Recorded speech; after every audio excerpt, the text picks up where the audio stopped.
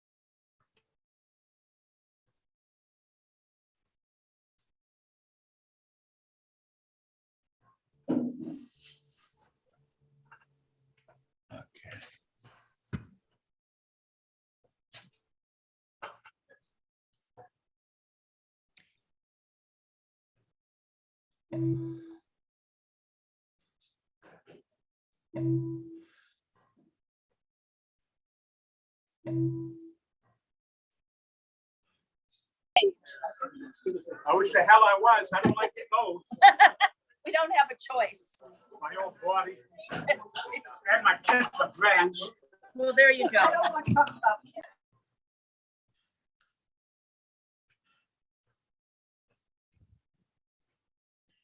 Well, Betsy's going to join us.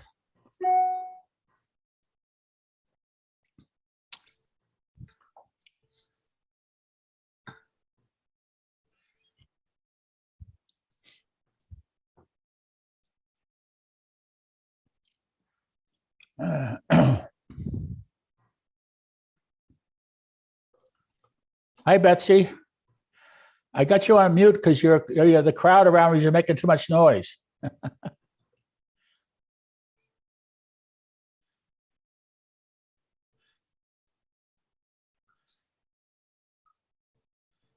Oh, well.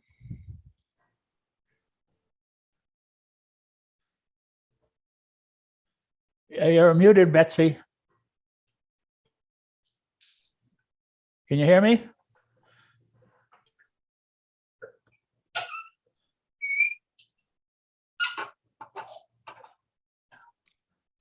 Oh, well.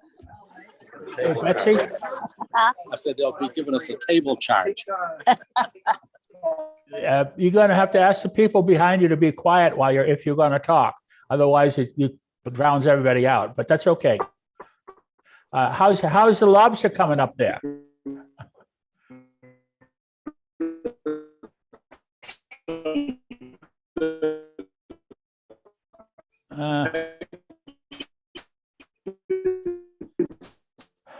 She's muted again.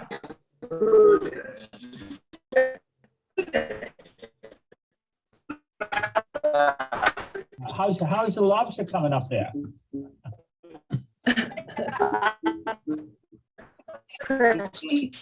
Someone has their let's see. Trail. This is our Zoom. This is out at the nut. Yeah. Someone has the playing back, and it's causing feedback. Okay, it's quiet now.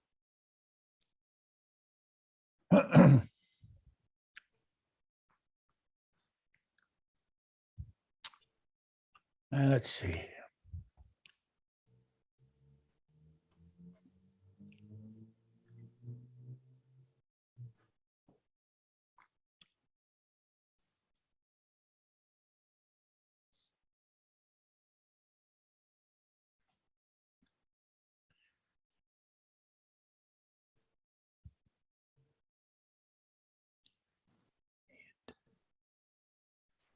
Ed's here. Hello. Welcome aboard, Ed. Can you hear me? Yes. Good. Yes, very good. Loud and clear. So, let's see, we've got maybe a few more coming. Bob, Yes. the link you sent me was for YouTube. Hello. Welcome aboard, Ed. Can you hear me? Yes. Good. Now, someone has the speaker playing back, and it's causing. You can't have the thing playing on the browser and have your mic open. So if you're going to listen to it on the browser or another computer, it's going to have a delay and cause a lot of feedback. Joyce, I send out 2 links. I send out an email to invite you to the live presentation, which is this on YouTube, which is on Zoom. And I also, when I go live, I transmit it to, broadcast it to YouTube, so people who are not set up for Zoom can watch it on YouTube.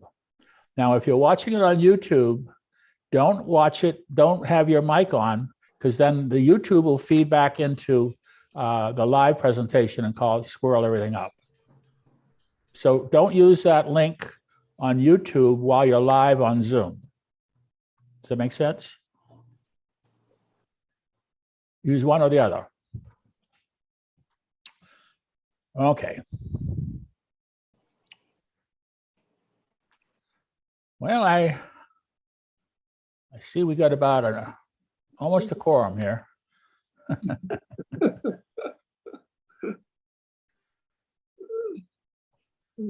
Oh, well. It's Bill picture.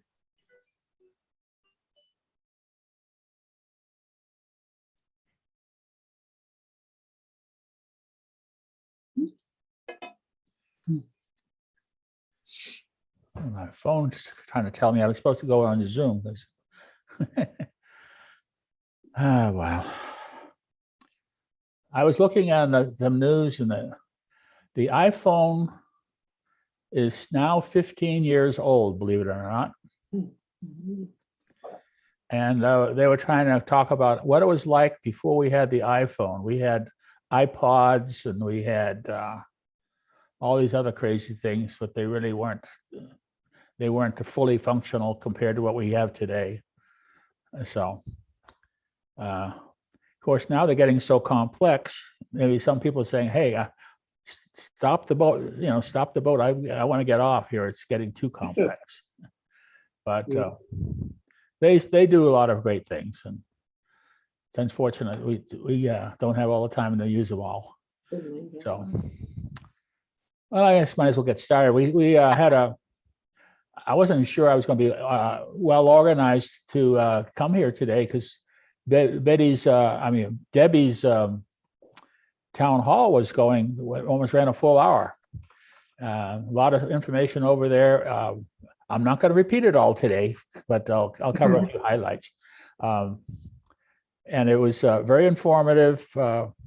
She's now getting all the directors to participate in those. So we get a little more insight at what's going on in all the different departments, and that's kind of nice. So I encourage everybody, if they can get over there in those town hall meetings, to do so you know what's going on in the village. And like this chat, I can't cover all of that at all, but it's mostly for us to chat among each other. We started it way back in the COVID days when we couldn't get out of our rooms, and I've continued it, even though it's a little bit of work, because it's a chance to get to know each other a little more if you don't have a chance to go to dinner with each other and so forth. And the only way that's going to work, though, is if we talk to each other and the people participate. And when you don't participate, I have to sit around and figure out what I'm going to do to entertain you here, and try to show you some different things. Yeah. But Well, I'm glad to hear that some people are getting hot water that weren't receiving hot water before. that's But true. I don't see any change in our water. It still takes, 50 seconds before the water gets hot, and, maybe a minute before it gets hot.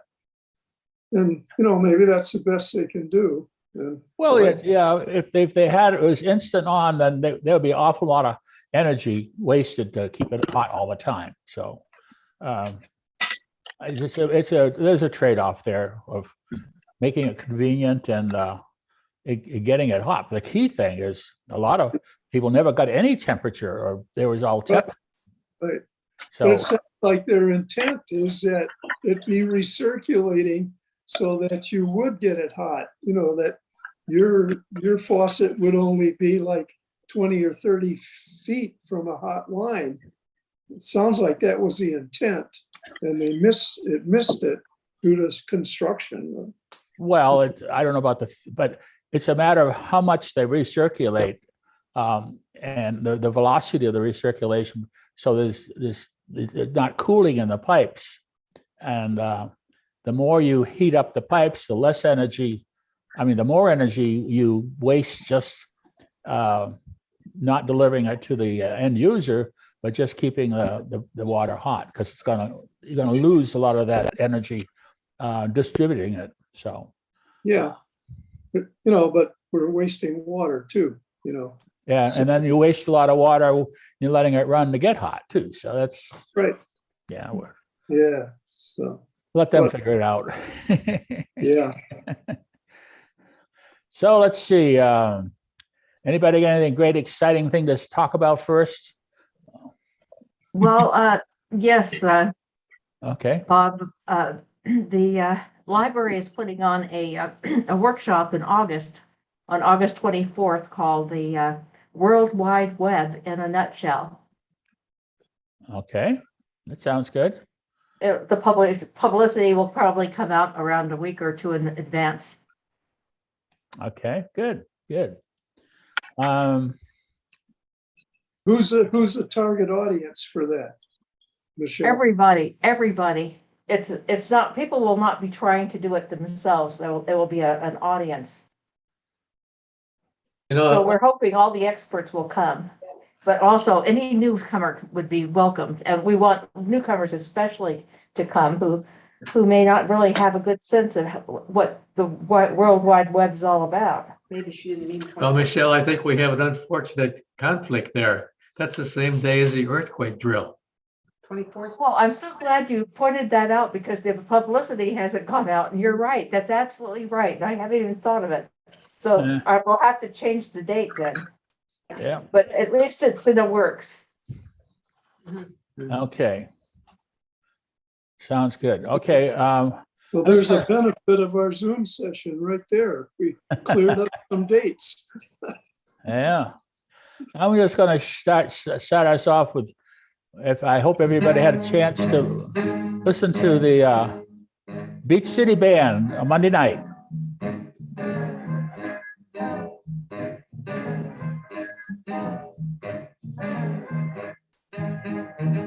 And they're bringing it.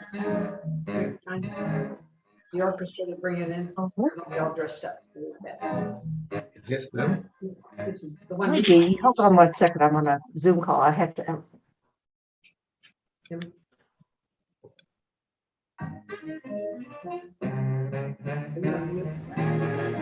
No.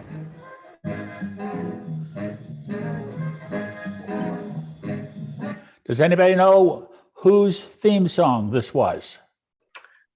Benny Goodman. Benny Goodman. No, Les Brown. You didn't hear it.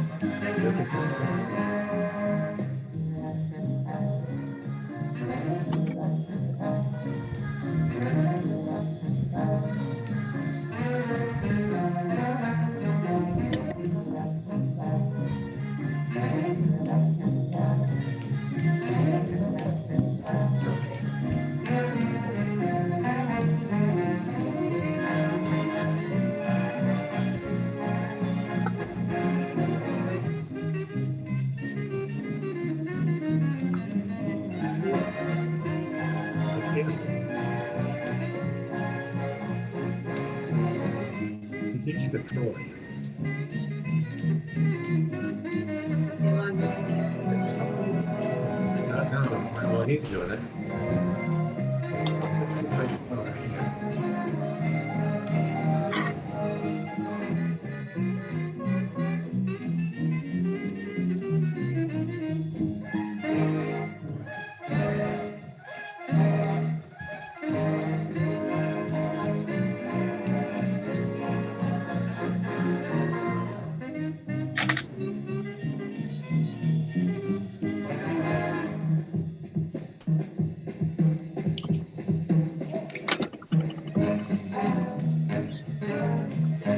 That's enough of that. That was good. That's really nice music, but can't spend all day doing that. Let's see.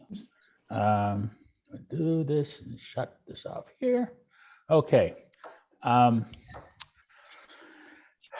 We're going to have a lot of music in the next couple of weeks, I guess. Let's see, I wrote down some of this stuff here. We have the Boston, I mean, not the Boston, the West Coast Pops on the 17th. That's this Sunday. Sunday, yeah.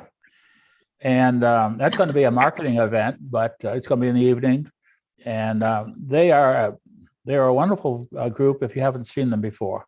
And so make sure you get dinner done early and get a good seat. And then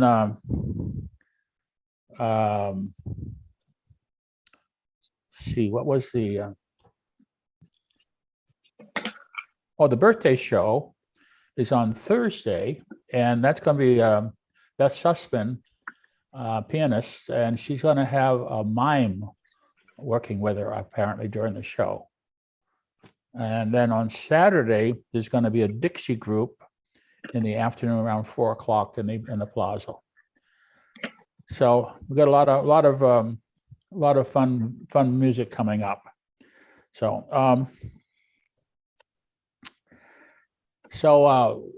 along with music, we have to have, people dancing, but not necessarily people. We have to have other kinds of dance events. So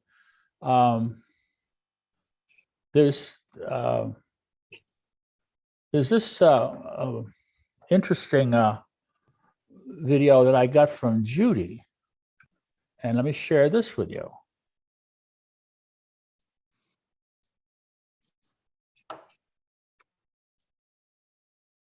These are caterpillars in her office dancing to the music.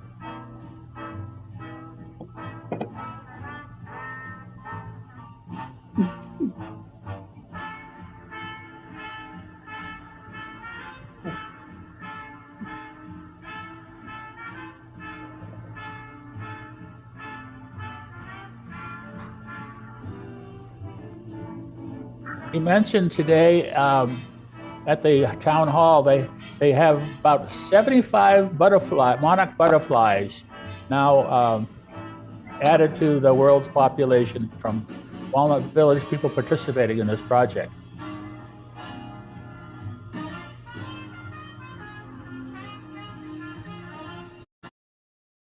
Oh.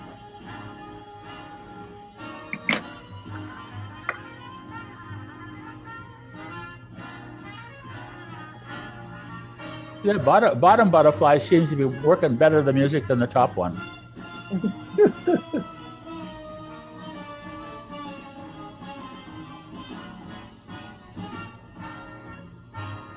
What are they eating?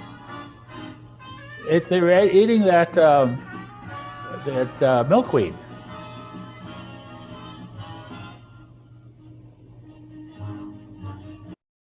Okay, so that was the butterfly. I mean, that was the caterpillar dance. And not to be outdone, we had an input from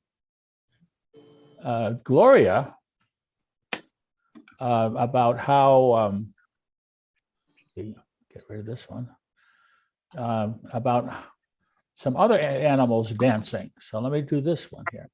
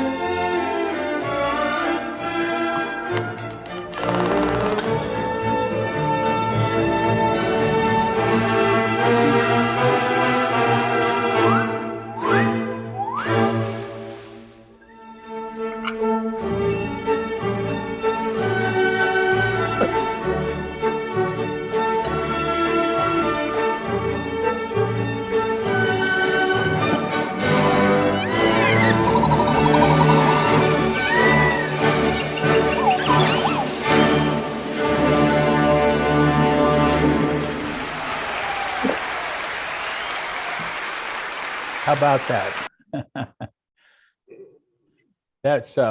That's quite a show. And whoever put that together, I'm sure had to spend a lot of time editing that one for sure. So let's see. Let's see. We have any other exciting news to pass on around what's happening in your lives or your family's lives or vacations coming up? I'm going to move on to, let's see. Bill Orth gave me a thing about vacations, and I want to show you that. And then I'm going to have a quiz.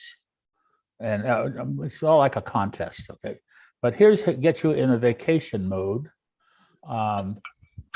This is a Hawaii vacation little video.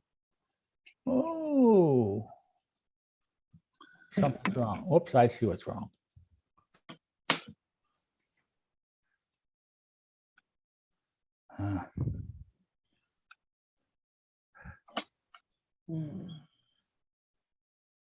Okay, that should fix it.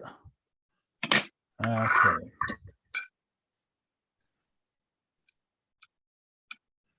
One of these days, you're going to have somebody else work this and see how complex it really is.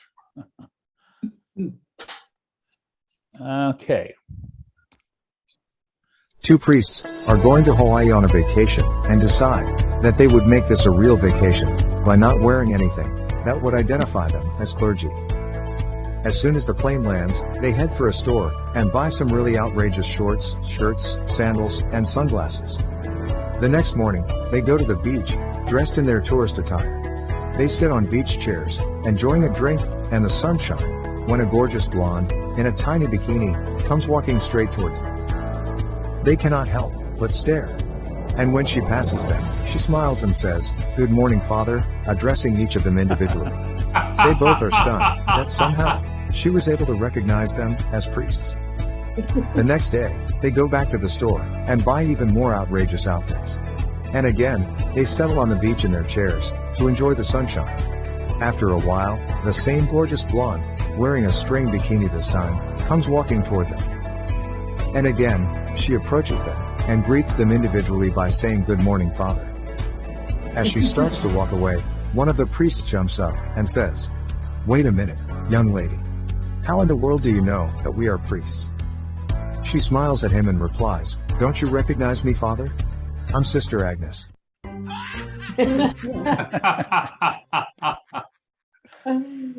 Okay. That's good. So let's see. On the subject of vacations, let's see if I can find this thing now.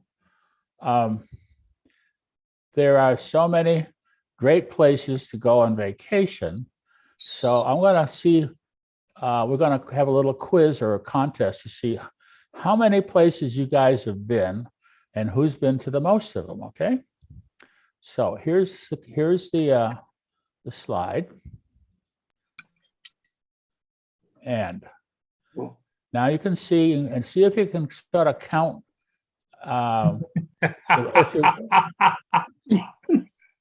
If you've been to some of these places like Grand Canyon or Death Valley or Bernie Falls, or I've been to Graceland, Route 66. Erie Canal, 3, Pearl Harbor, well, why don't you just Florida give us Keys, Big Sur. a count, Don. Done. Just count silently, and then we'll have everybody else count silently, and then I'll pull who's been to the most of them. Okay. Start counting faster. Start counting. I'll give you a couple minutes. Go. Counting. I'll bet nobody's been to the Erie Canal. Are you kidding me? I learned how to swim in the Erie Canal. Not that one. Yeah. That's not right. It was an eerie experience, believe me. Keep counting. Keep counting.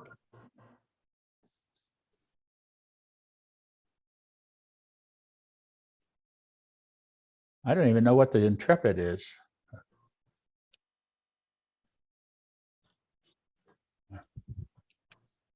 Okay, one more minute. Okay, you got that? 22.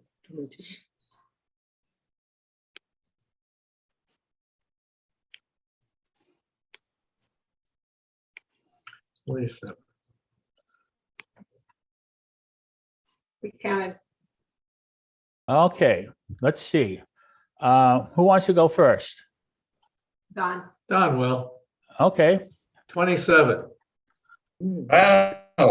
that's amazing. Yes, that's a big, I'm not sure anyone going to beat you on that one. I counted 17 myself. Bill Orth, 25.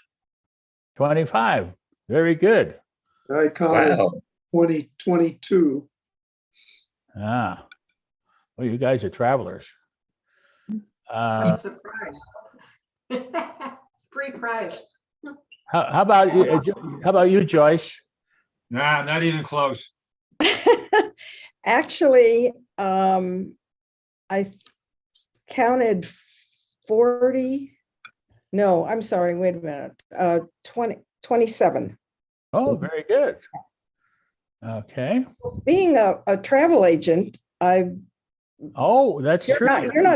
you're talking about This is having, Michelle. How are you doing? That's that. You should disqualify you. Well, I just wanted to say, that's good. I just, Okay. Hey, Wes Nelson. Hey, how did you count? Did you count them, Wes? I didn't know he was on here. Wes isn't here. I don't think he's here. Oh, I think he is. I have to go back and stop. Well, let me stop sharing and so I get the numbers. I saw Wes on yeah, he was there for a brief minute. for a minute. Okay. Yeah. Okay. How about Ed? How about what kind of account did you come up with? A lot of them were out east, and we haven't traveled on the eastern part of the country. Oh, okay. How about Ken and Jan? 22. Oh, okay. Good. George? No, not even close. Okay. Mac, you got any account? You participate? How about 21? Very good. Joe LaFever? He's muted. He's muted. Unmute Joe. We can hear your answer. I said 21 also. Oh, okay. Wow. Well, there's a lot of us in the 20s. That's doing really well. I wasn't sure that that many people were that big travelers. I thought I was doing well when I saw 16 or 17 of them. Okay. Well, that was. So we'll have to try something else we can recognize and see how. I'll give you the prize to the free log on next week. I'm not even sure I'm going to be here next week because next week we have a group of folks going down to UCI in the morning, Friday morning, for this earthquake project that Judy Phillips mentioned. Has to do with a project UCI has a grant for to allow firefighters and responders to figure out how to get information quickly using new technology when they approach a building and they figure out what people are going to need help if they're up in the third floor and that kind of stuff. So I can't describe it very well. I think I have a little bit about here, and called the CARE Dex. It's a project that UCI's Irvine's working on. And when a group of us from Walnut Village are sort of like the guinea pigs to help them develop this idea, this project and technology. And they have actually little a mock-up of the Walnut Village and the different rooms and stuff. And the Orange County Fire Department is sending 2 vehicles and first responders to this exercise. And they, I don't know much about what they're going to do, but they want us to sort of provide feedback how well the exercise goes. And they're dealing with different issues like evacuation abilities because of mobility, sight, hearing, cognition. And what will the first responders do differently with this extra information they get when they have these tablets that give them all this other information? So anyhow, that's what's all. I don't know much about it, but I did volunteer. When they mentioned technology, says, "Oh, I got to be involved in that." So let's see. Okay. Anything else we need to get serious about yet? So okay. I shall try to go through. I have to use all these wonderful things you guys send me, so I can make sure we have more people participating. So I think I got this from Joyce. What do you have with no fat, no sugar? They walk into a bakery or a restaurant. Napkins.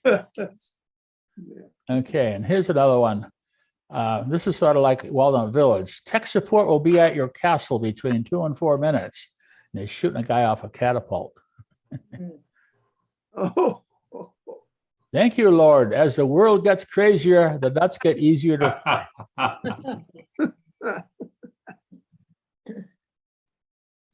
Just before I die, I'm going to swallow a bag of popcorn kernels. My cremation is going to be an epic. And here's two animals getting along together. Oh, feel sorry for you. Oh, he's got his shield over his head. Yeah, he's got one of those cones. I guess he must have had some irritation on his fur. And apparently this is the route our parents took to go to school, all the sales. Go both ways, huh? Who remembers the first search engine? Oh, I remember. You had to have a book to read about how to use the Dewey Decimal System in order to figure out how to do the search. Yep. Here's a little doggy. Safety first. He's buckled up. Don't you wish the animals would behave that way? Here's the original PlayStation, the Creak. And the lady saying, I dusted once, it came back. I'm not falling for that again. The oldest computer can be traced back to Adam and Eve. Surprise, surprise, it was an apple. Even in memory, just one bite and last thing crashed. Yeah. yeah. And the doctor's working with this guy says, well, you see the problems that obesity runs in my family. And he says, no, the problem is that nobody runs in your family.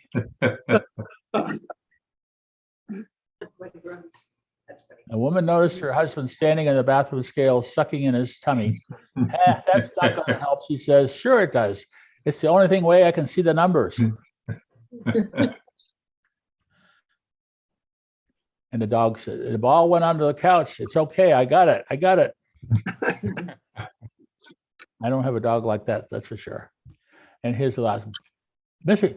Me, please bring me a screwdriver, wife, flathead, Phillips, or vodka. And that's when I knew she was the right one. All righty. So, I think I've entertained you enough. So I'm going to get into some serious stuff now. Let's see. I want to.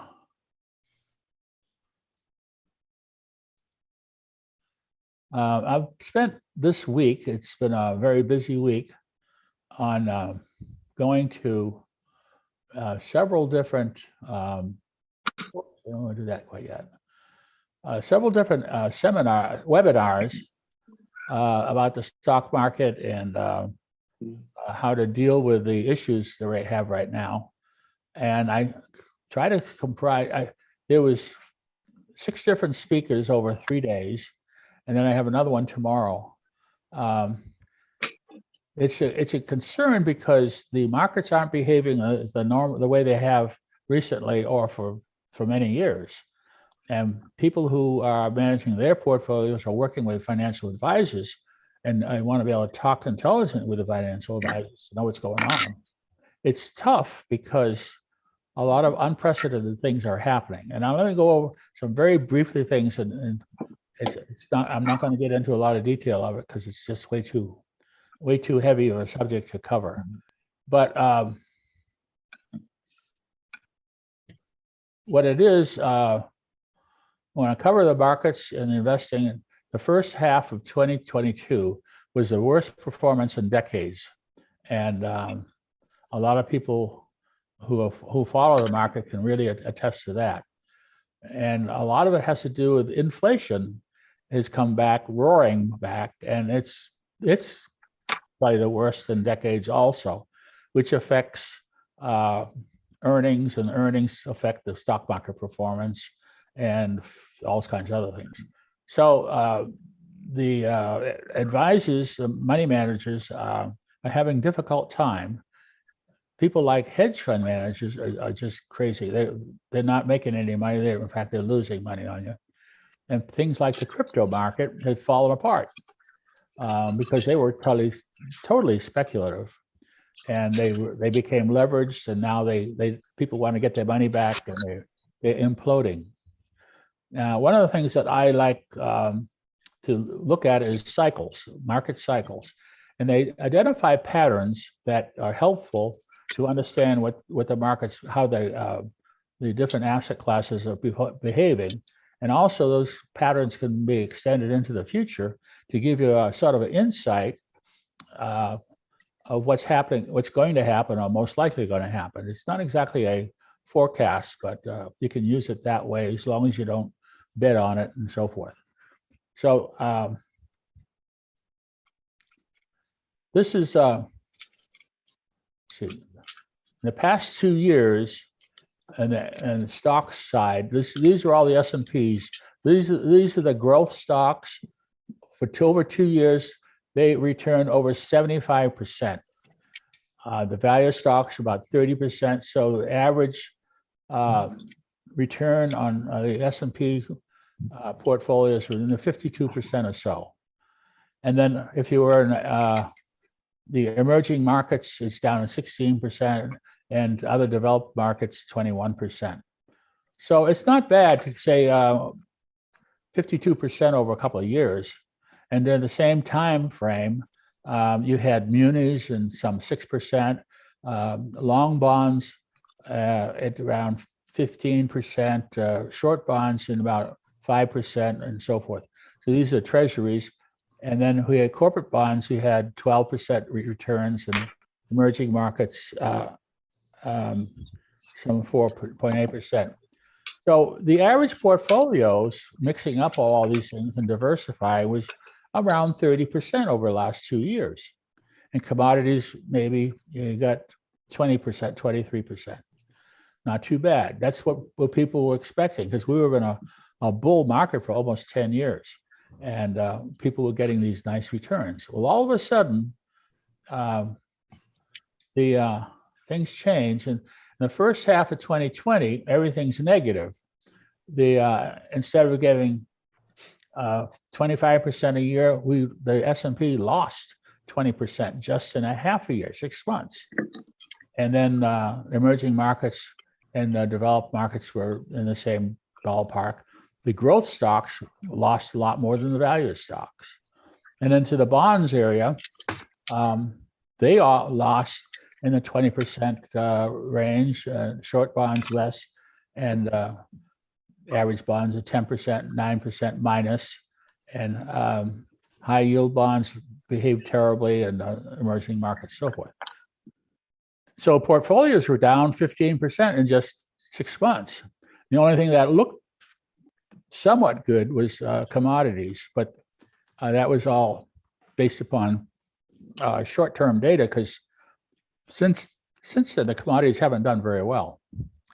So that's sort of saying, well, the portfolio mix that we had isn't working anymore, because normally you diversify a portfolio so that if the stocks are not going up, then you have bonds in your portfolio to offset them because the bonds usually are negatively correlated with the stocks. That's not the way it happened. The bonds went down just as much as the stocks did. And so the whole portfolios went down. So that left a lot of people saying, well, where do I hide? Where am I going to go? And whoops. So the money managers are sort of recommending don't sell everything and go to cash, because if this thing comes back, or when it comes back, you won't be able to get back into the market fast enough.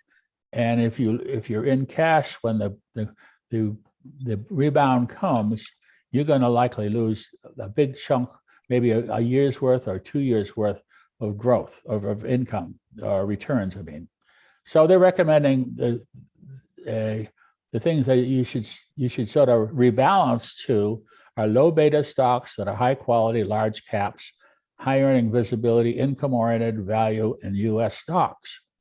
And of course, avoid these things that are high beta, low quality, small caps, speculative, and not U.S. So if you're going to rebalance, do it now, or do it as you can. So if these depressed times, you won't have a high losses. So I like to look at the stock market cycles, and using follow this one fellow who looks at the 1, 4, and 10-year cycles in a composite of them. The 1-year cycle is the seasonal cycle of any year. The 4-year is usually the election cycle or business cycle. And the 10-year is a decennial pattern, which has been derived for many years. And they tend to be very reliable and repetitive, and then some spectral analysis. So if you look at, just a minute.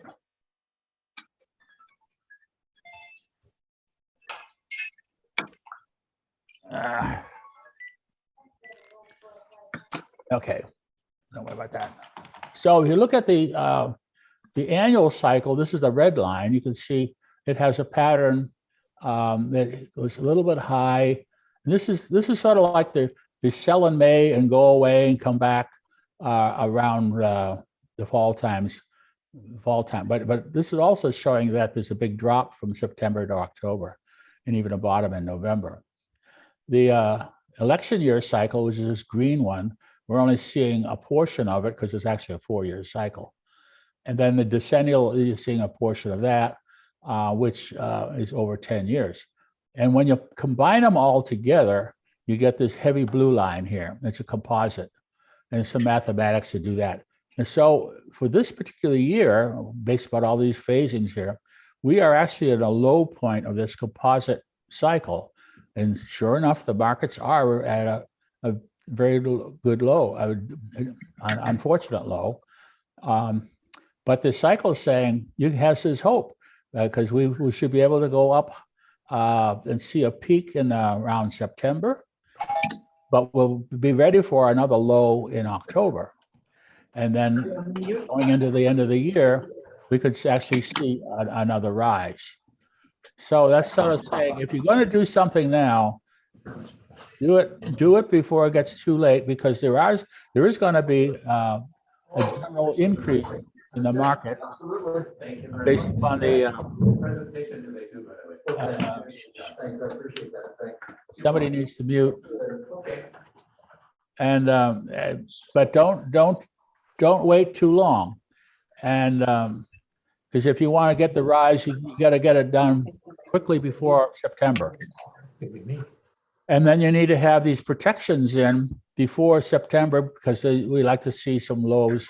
They're likely to see some lows going into the end of October. You don't want to lose on that basis, and then rises again. Now, over a 2-year period, this is 2022. This is 2023. This is the low that we're at. This is where we are right now. The low, we're going to see a rise and then a low. And then going into 2023, we should see the market's hitting a very nice high point. And then go down in, we can't really exactly say the amplitude of these waves, but the timing is the most important part. But it's showing here as we go into like 2024 elections, the market's got to really be behaving kind of strange. So it's best to kind of consider, if you have a chance, to rebalance your portfolios and prepare for some of these nice rises and the volatility that was going to happen. So I hope that helps you make any sense. Any questions? I don't know if I covered an awful lot of territory in 6 slides, but these are the things that you really want to look at right now. The better quality stocks. These are your large caps quality. And one of the areas that I see very good interest, strong interest, are the drug stocks, because the drug stocks are not going to be shut down. I mean, people need their pills every day, and it's a good place to be. And some of the other ones like Lowe's and AutoZone and other places where people will be using those products all the time, and more as we get into being more conservative and hanging on to our cars and our houses and fixing up things as supplying new things, because a lot of new things aren't available anymore because of shortages and so forth. So I don't know if that helps, but that's what I had to pass on to you. Let's see. I don't know if this makes any sense here or not. Hey, Bob, Yeah. you want to make a prediction? Do I want to make a prediction? Yeah, let's see how good we are. What do you suppose is going to happen to the market if Donald Trump becomes the presumptive presidential candidate for the next cycle? Well, I think he has less negativity on the market than Biden does in the Democratic Party. Those are the folks that have introduced a lot of negative impacts. They don't really have a business acumen, and it seems like I'm not sure if that's the reason we have inflation, but a lot of people are pointing that way. So it's kind of hard. I don't know that anyone has the right ideas, because there's so many other things happening too. We're going to be totally dependent upon how the Federal Reserve tries to slow down demand, because right now the prices are going up because demand is outstripping supply, but we still have to figure how are we going to solve the supply chain problems. Yeah, and one of the Federal Reserve board members is suggesting a 1% increase in the interest rate. Yeah, well, they were too slow and too conservative trying to react to the first amount of inflation that appeared, and now it's hard to catch up with it, and they don't want to go too hard, because then they shut down the economy and we'll be in a recession. But they say, well, we got a good labor force, we got this and that, but there's a lot of counter trends. Amazon is now starting to lay off, and they just had a thing on the paper today about how Amazon is trying to stop selling their own private label products, and big companies like Google are laying off and things like that. So there aren't that many people hiring. So they said that we have a great labor force. I'm not sure that's really looking into the future, because it's softening very, very much. So it's a tough thing to call. And unfortunately, economics has so many little pieces that they all interact, and it's very hard to say, well, I only got 6 variables to manage. You got probably about, several hundred things to manage. So it's a tough one to go. Any other comments or questions? Okay, moving right along. I shall try to see if I can polarize you guys with another question, another little ditty here. We have any Irish or Greek people here? Okay, hopefully I won't hurt your feelings. So this is a couple of guys sitting in a bar over a double latte. The Greek mentions, we built the Parthenon, and you may recall, along with the Temple of Apollo. The Irishman says, aye, and it was the Irish discovered the summer and winter solstice. But it was the Greeks who gave birth to mathematics. Granted, but it was the Irish who built the first timepieces. Knowing that he's about to deliver a coup de grace, the son of Athens point out to the notes. Finally, keep in mind it was the ancient Greeks who invented the notion of sex as a pleasurable activity. To which the Liard Island said, aye, but true enough, it was the Irish who got women involved. Yes. Back at the Oasis, yes. Well.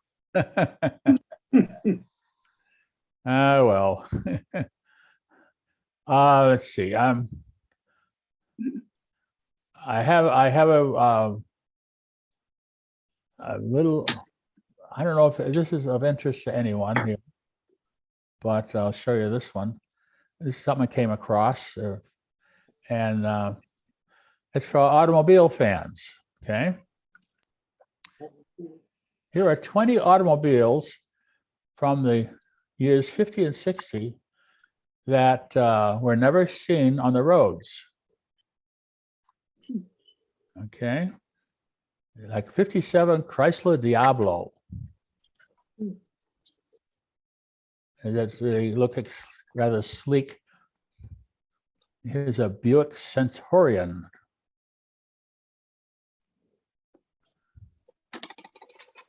Ford La Tosca, Italian. Good grief. They had a lot of Italian designers for a while, like the Edsel. Buick LeSabre. Lincoln Futura.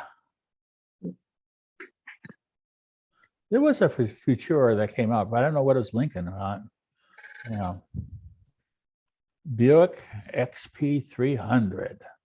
Looked like a fish with a big open mouth.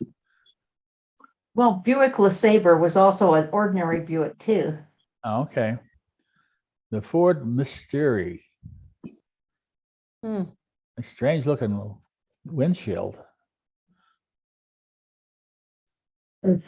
Cadillac Cyclone. Looks like it's going to have 2 rockets take off.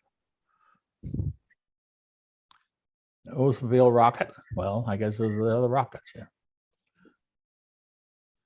And Ford X200. My gosh. Now, Good grief. That's got the Edsel mouth. It's an Edsel, yeah. There's a Cadillac Ghia. What else? There was a Ghia. Was it a Volkswagen Ghia? It was a Carmen Ghia. Carmen Ghia. That's what it was. Yeah, Carmen Ghia. Carmen Ghia. Very vintage looking. Lincoln, Indianapolis. It looks like a Corvette. Oh, the top does. Yeah, that's for sure. Yeah. Mercury D524. Yeah. Big heavy cars then. Yeah. Chrysler, the Eglins.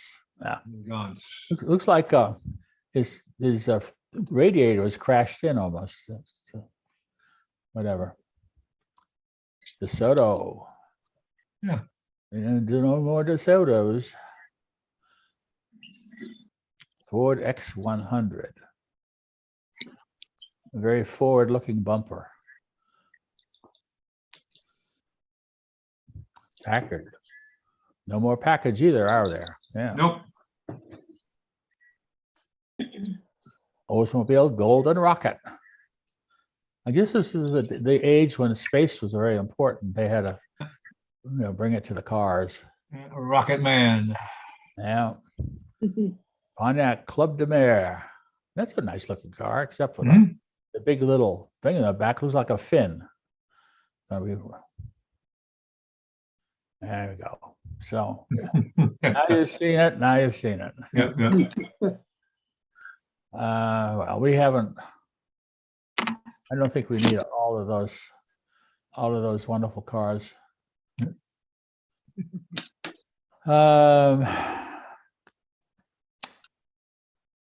Well, I'm gonna sort of close up shop because I can only do so much of this. We really need to have you folks get up and tell some stories to make this thing really a two-way conversation. And I haven't figured out how to do that yet. So, Well, I could put in another announcement, Bob, okay, sure.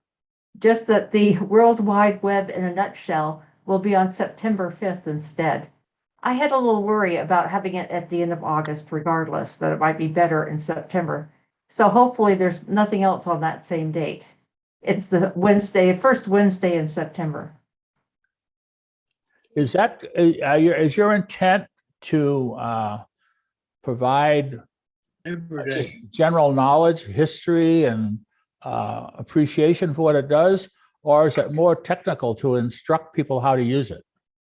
Well, it's not really all that technical. It explains how it all came together and why it is the way it is, and where we think it's going. Oh, the Web3? Yeah. That will not be an extended conversation though, because it's still way up in the air, but it's Nobody knows what it is. well, just because the ownership is changing so much. I mean, it just seems like there are a lot of things happening that are separating people into groups instead of having everybody integrated into one whole internet, one whole web, one whole what is it, World Wide Web, rather than it just seems to me there are separations now that weren't there before. Yeah. Okay. Well, let's go and finish up with our puns for the week. So, see if you guys can appreciate these. So here we are. So, how did the baby tell her mom she had a wet diaper?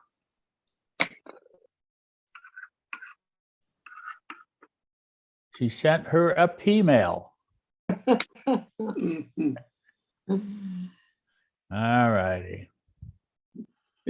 Why don't elephants like playing cards in the jungle?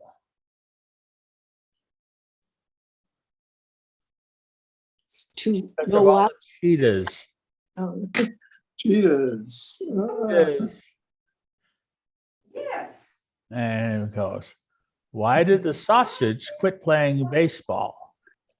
Zoom. Can I call you back in about 5 minutes? He was the worst of his team. Oh. Yeah. Okay. Why did the man give up being a taxi driver? Come on, it's obvious.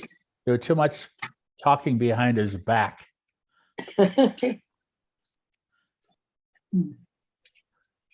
What time is your dentist appointment? 2:30. 2:30 time. Yeah, somebody said it, 2:30. 2:30. Oh. Now, this is a cute one. What is it like to have the greatest daughter in the world? Imagine Be your mother. daughter. Mom, what's it like to have the greatest daughter in the world? Mom, I don't know. Ask your grandmother. Think about that. Yeah. All righty. What's another name for a cow? Some kind of lawnmower. A lawnmower. Mower. Yeah. Lawnmower. Okay. What did the judge say when the skunk walked into the courtroom? Odor in the court. What smells in here? Order. Odor in the court. Oh, order in the court. Odor. Okay. What did the horse say when it collapsed? Help, I've fallen. I can't giddy up. Oh. All right.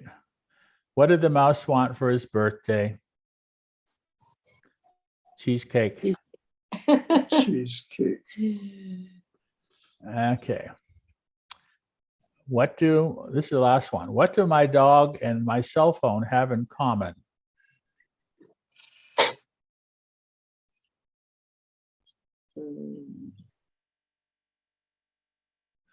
They both have caller ID.